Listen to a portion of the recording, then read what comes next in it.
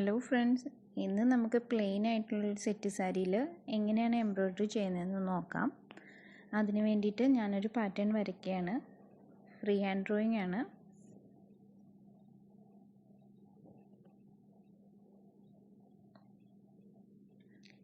ഇതാണ് നമ്മൾ സ്റ്റിച്ച് ചെയ്യാൻ ഉദ്ദേശിക്കുന്ന പാറ്റേൺ.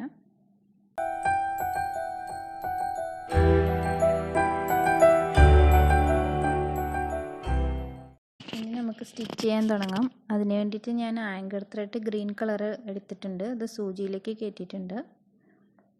ഇനി നമ്മൾ ചെയിൻ സ്റ്റിച്ചാണ് കൊടുക്കുന്നത്.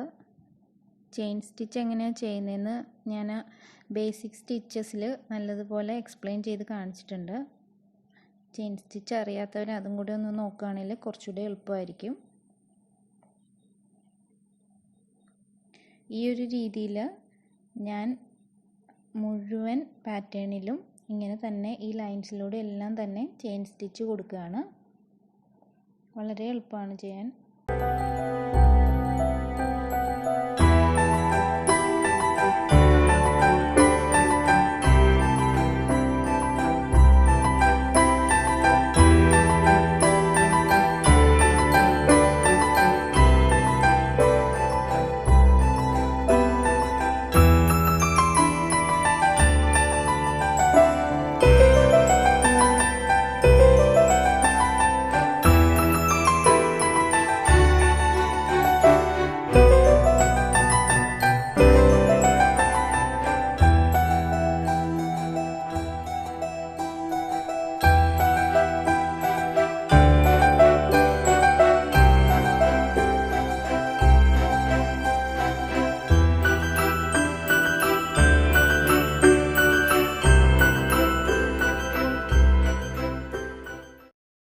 ഇനി നമുക്ക് ഇതിൻ്റെ ഇടയിലേക്ക് കുറച്ച് ബീഡ്സ് കൊടുക്കാം. അതിന് വേണ്ടിയിട്ട് നോർമലായിട്ടുള്ള മെഷീൻ ത്രെഡാണ് ഉപയോഗിക്കുന്നത്.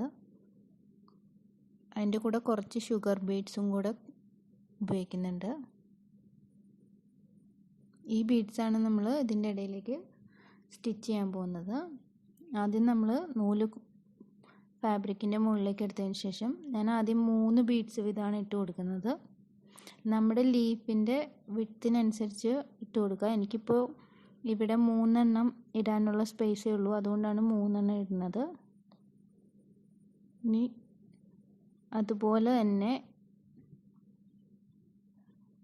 മുകളിലേക്ക് 3 ബീഡ്സ് വെച്ചിട്ട് കൊടുക്കുകയാണ്. ഇതിന് നമ്പറൊന്നുമില്ല, നമ്മളത് ഫില്ലാകുന്ന അനുസരിച്ച് ഇട്ട് കൊടുക്കുന്നതേ ഉള്ളൂ. ചില പെറ്റൽസിൽ നമുക്ക് കൂടുതൽ ബീഡ്സ് ഇട്ടാലേ ആ വിഡ്ത്തിൽ കിട്ടുള്ളൂ. ഈ ഒരു ലീഫിന് ഇപ്പം 3 എണ്ണം മതിയാവും. അതുകൊണ്ടാണ്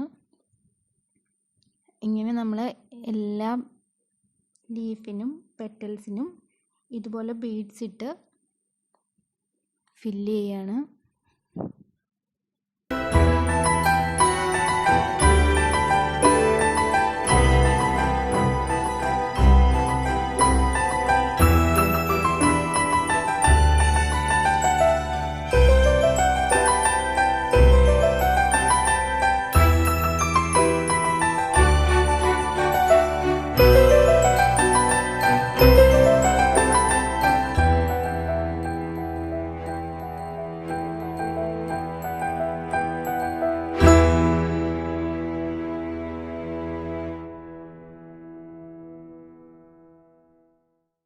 ഇപ്പോൾ നമ്മൾ ബീഡ്സ് എല്ലാ പെറ്റൽസിലും ലീഫിലും കൊടുത്തു കഴിഞ്ഞു. ഇതാണ് നമ്മുടെ കംപ്ലീറ്റ് ആയിട്ടുള്ള പാറ്റേൺ. ഈ വീഡിയോ ഇഷ്ടപ്പെടുകയാണെങ്കിൽ എല്ലാവരും ലൈക്ക് ചെയ്യുക.